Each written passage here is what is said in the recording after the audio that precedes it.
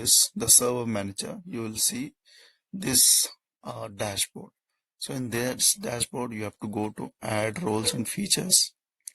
You can go for next, and you can go for role and feature based installation. And here you can select the server.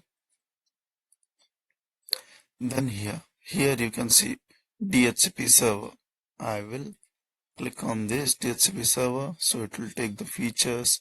You can add the features and click on the next to install it. Okay,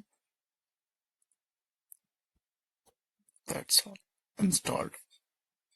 Installing.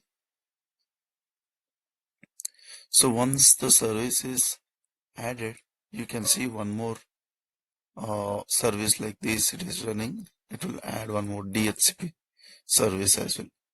So basically, this service, as I told you, it will assign the IPs to the system which is connected in the network.